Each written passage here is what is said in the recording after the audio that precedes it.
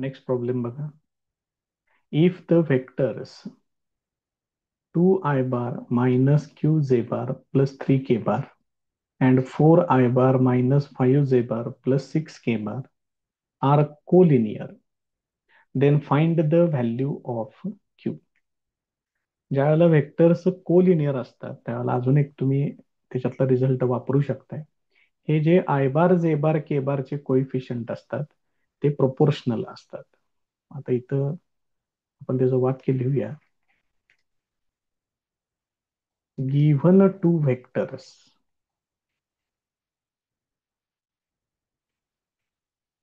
R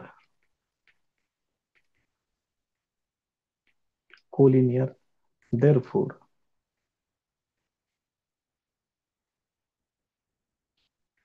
the coefficients of I bar, J bar, K bar are proportional. म्हणजेच काय घ्यायचं बघा. आता इथं पहिल्याचे काय आहेत. आता आय बारचा कोइफिशियंट 2 आहे. दुसऱ्या वेक्टर मध्ये आय बारचा कोइफिशियंट 4 असं घ्यायचं. इक्वल टू जे बारचा कोइफिशियंट -q, इकडं -5. This is equal to 3 divided by 6. कुठलंही एक घेतलं तरी चालेल तुम्ही त्याच्यातलं. Therefore q/5 is equal to, इथं सोडवून घेतोय 3 2 6 म्हणजे हे होणार 1/2. Therefore q equal to 5/2.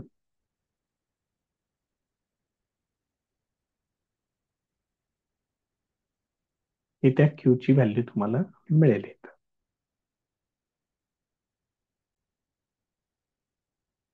Next problem बघा.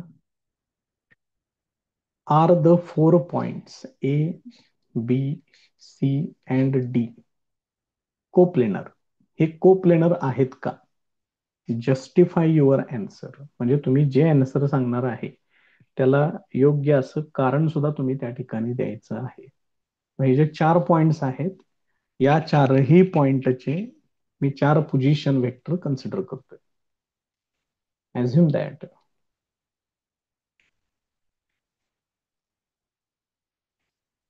A bar, B bar, C bar and D bar are the position vectors of A, B, C, D respectively with respect to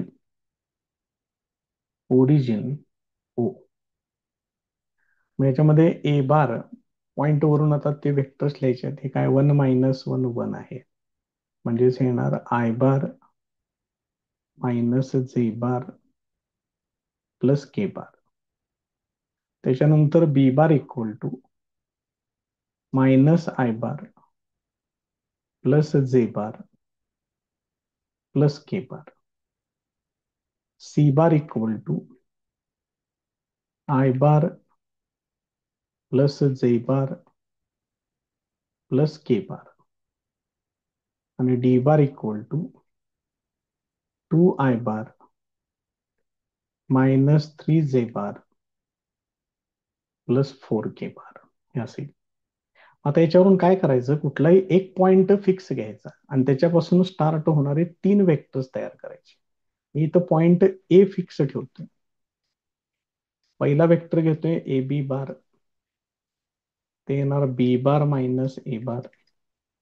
B bar आहे -I bar plus j bar plus k बार. हा झाला B bar. Minus ए बार आहे I bar minus जे bar plus k बार. मग याचं सोडवून किती होते बघा. -आय बार -2i बार होणार.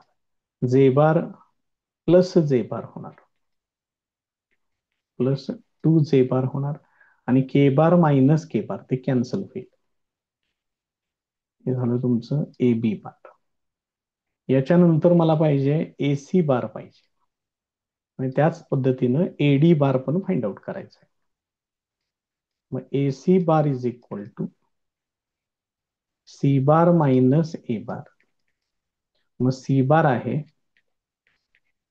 I bar plus J bar plus K bar minus A bar आहे I bar minus J bar plus K bar. Total किती होणार बघा, I bar minus I bar cancel होईल, J bar plus J bar होणार, म्हणजे हे येणार 2J bar, आणि K bar minus K bar ते पण कॅन्सल होणार, म्हणजेच AC bar equal to 2J bar येणार. हा एक वेक्टर मिळाला. इथं AB बार मिळाला. बघा, आता मला पाहिजे AD बार पाहिजे. मग AD बार म्हणजेच D बार मायनस A बार.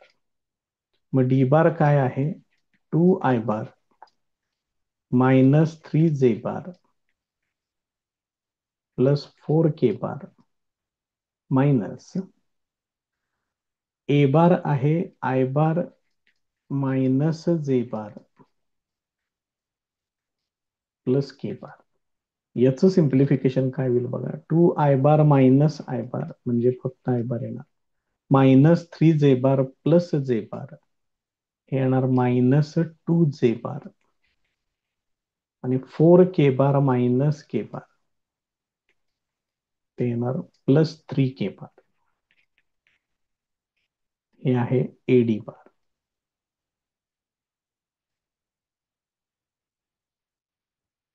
हे असे.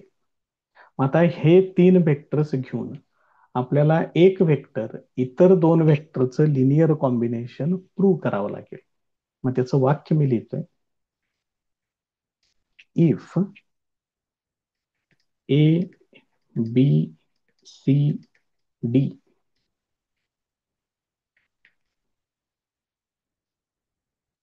are coplanar, then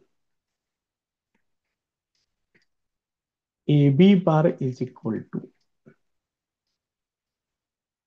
X into AC bar plus Y into AD bar, where X and Y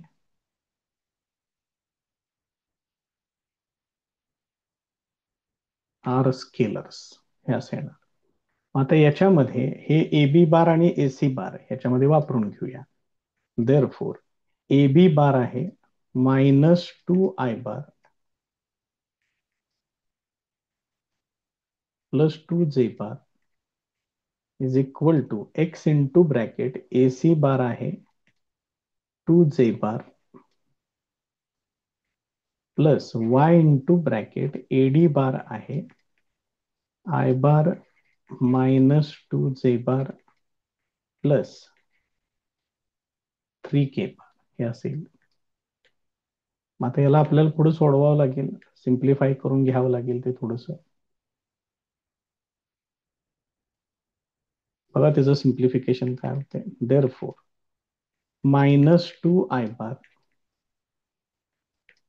plus 2J bar is equal to, इथं काय होणार बघा, इथं होणार 2XJ बार, त्यानंतर इथं येणार YI बार मायनस 2YJ बार प्लस 3YK बार हे असेल. मग यालाच फक्त आता बघा आय बारच्या टर्म, एकच टर्म आहे आय बारची, पहिल्यांदा लिहितोय YI बार. त्यानंतर J बारच्या 2 टर्म्स आहेत, त्याच्यातून 2X minus 2Y into J बार येणार. त्यानंतर K बारची एकच टर्म आहे 3Y इंटू K बार हे असेल. आता हे कोइफिशियंट फक्त इक्वेट करा. देअरफोर काय काय मिळणार बघा, Y इक्वल टू आय बारचा कोइफिशियंट Y आहे इथे येणार -2.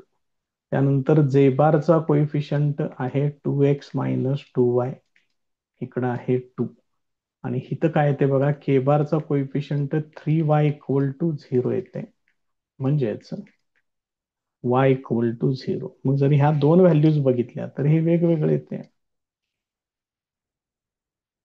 बघा, लक्षात येते का? मग हे दोन्ही एका वेळेला ह्या दोन वेगवेगळ्या व्हॅल्यूज शक्य नाही आहेत. This is not possible. Therefore, A bar B, sorry, A, B, C, D are not coplanar. हे चारही पॉइंट्स कोप्लेनर नाहीत.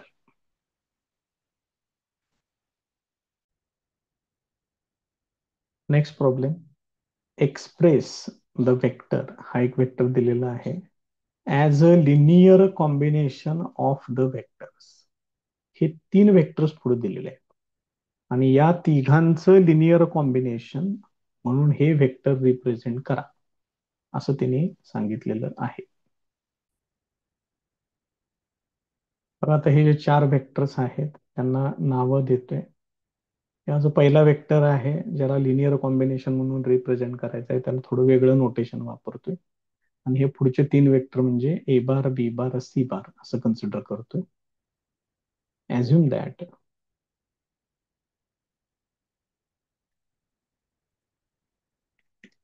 पी बार इक्वल टू, हा पहिला vector, -i bar -3j bar +4k bar. A bar equal to 2i bar +j bar -4k bar. B bar equal to 2i bar -j bar +3k bar. And C bar equal to 3i bar +j bar -2k bar. आता linear combination consider करूया याच्यामध्ये.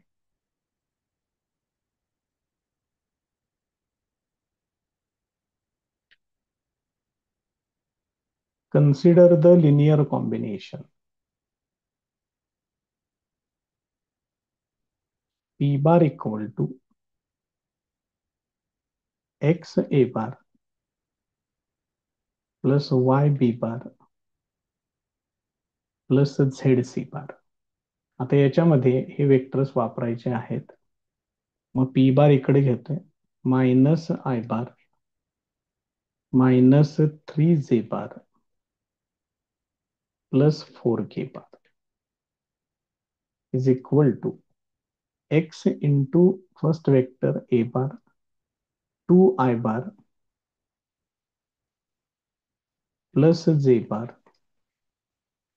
-4k bar plus y into b bar 2i bar -j bar +3k bar plus z into c bar. C bar आहे 3i bar +j bar -2k बार हे असेल. आता ही उजवी बाजू पूर्ण सोडवून घ्या. आता इथं 3 टर्म्स येणार आहेत बघा.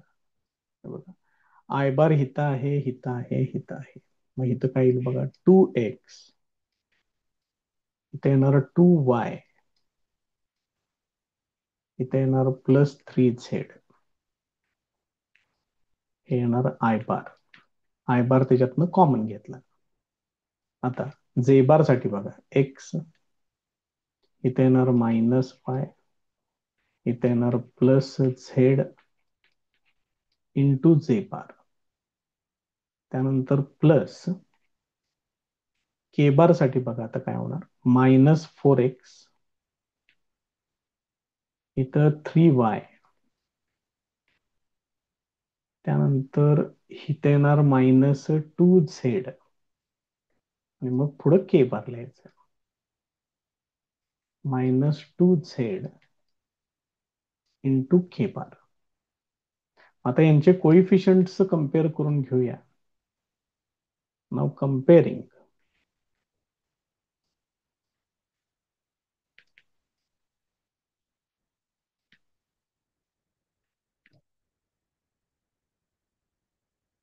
कोइफिशियंट्स आहे बघा, हा आय बारचा कोइफिशियंट आहे आणि इथं आय बारचा कोइफिशियंट -1 आहे.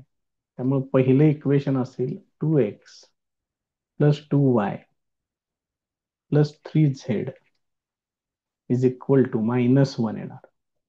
आता जे बारचा इथं कोइफिशियंट बघा काय, x minus y plus z is equal to इथं येणार -3. त्यानंतर के बारचा कोइफिशियंट इथं बघा काय आहे, -4x plus 3y -2z is equal to 4. या पद्धतीनं तुम्हाला 3 इक्वेशन्स मिळतील. आता ही 3 इक्वेशन्स युजिंग डिटर्मिनंट आपल्याला सोडवायची आहेत. मग सगळ्यात पहिल्यांदा डिटर्मिनंट तयार करून घेऊया डी. डी इक्वल टू याच्यामध्ये काय काय येणार बघा, 2 2 3 त्यानंतर 1 मायनस 1 1 -4 3 -2. आता हे सोडवायचं आहे. हे काय येणार बघा, 2 इंटू ब्रॅकेट 2 मायनस 3 म्हणजे -1 येणार इथं, -2 इंटू ब्रॅकेट हे कॅन्सल हे कॅन्सल -2 मायनस मायनस +4 -2 +4 म्हणजे इथे येणार 2. त्यानंतर येणार +3 इंटू ब्रॅकेट हे कॅन्सल होईल, 3 -4 म्हणजे येणार -1. आता हे टोटल सोडवा, -2 -4 -3 दॅट इज इक्वल टू -9. हे पहिली व्हॅल्यू आली. आता मला पाहिजे आहे dx. मग dx च्या वेळेला काय करायचं, ह्या डिटर्मिनंट मधला हा पहिला कॉलम काढायचा आणि त्या ठिकाणी हे कॉन्स्टंट वापरायचे असतात, -1 -3 आणि 4. बाकीचे 2 कॉलम्स ऍज इट इज, 2 -1 3 3 1 -2. आता हे सोडवून घ्यायचं बघा बरं काय ते, -1 इंटू ब्रॅकेट हे कॅन्सल, 2 -3 म्हणजे हे येणार -1. पुढं -2 इंटू ब्रॅकेट हे कॅन्सल, 3 2 6 6 वजा 4 इथे येणार 2. त्यानंतर +3 इंटू ब्रॅकेट हे कॉलम कॅन्सल रो कॅन्सल, -9 +4 म्हणजे -5 येणार. हे टोटल किती होते बघा, इथे येते 1 -4 आणि 5 त्रिक 15 -15. हे किती होते, हे -19 आणि 1 म्हणजे हे येणार -18 येणार. dx ची व्हॅल्यू आहे ही. आता मला पाहिजे आहे dy. dy साठी काय करायचं बघा,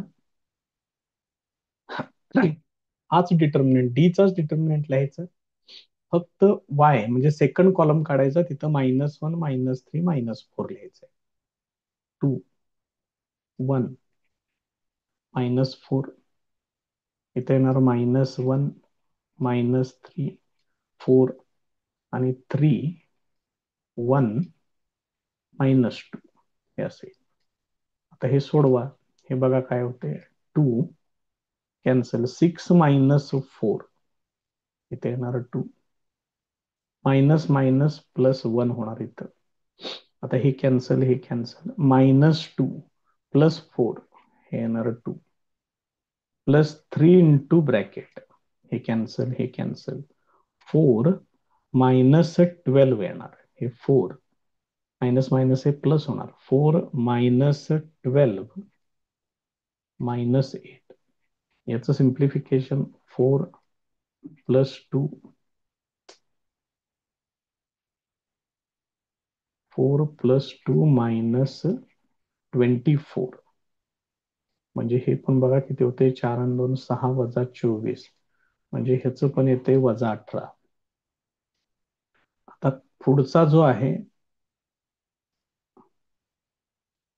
DZ, त्याच्यामध्ये बघा हा पहिला कॉलम तोच राहील 2 1 -4. दुसरा कॉलम इथनं घ्या 2 -1 3. आणि तिसऱ्या कॉलमच्या ठिकाणी -1 -3 आणि 4 हे वापरायचं. आता हे सोडवूया.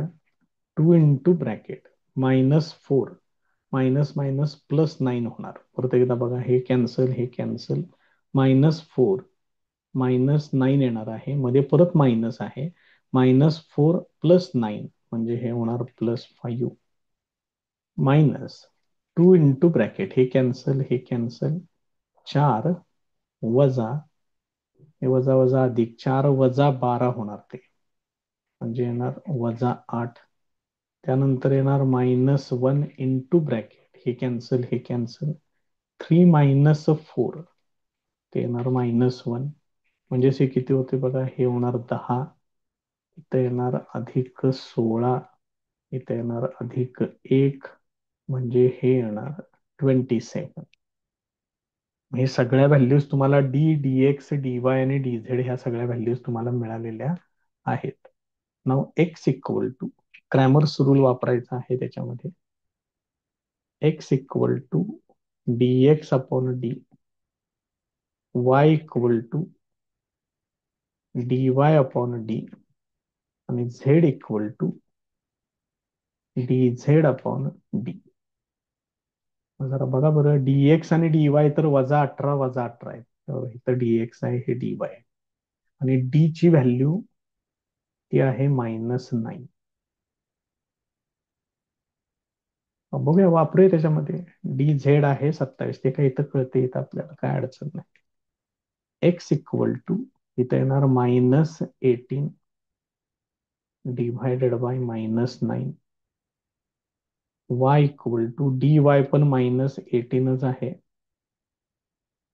डिव्हायडेड बाय -9 येणार. आणि z इक्वल टू dz आहे 27 आणि d ची व्हॅल्यू आहे -9. therefore x equal to 2, y equal to 2 आणि z इक्वल टू -3 हे असेल. मग ही व्हॅल्यू सगळ्यात पहिल्यांदा आपण जे सुरुवातीला इक्वेशन कन्सिडर केलंय त्याला आपण टाकूया इथे, इक्वेशन नंबर 1. आता हे बघा इथे,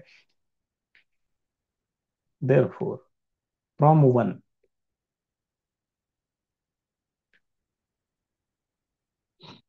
p equal to 2a bar plus 2b bar minus 3c bar, इथं पुढे लिहून ठेवा,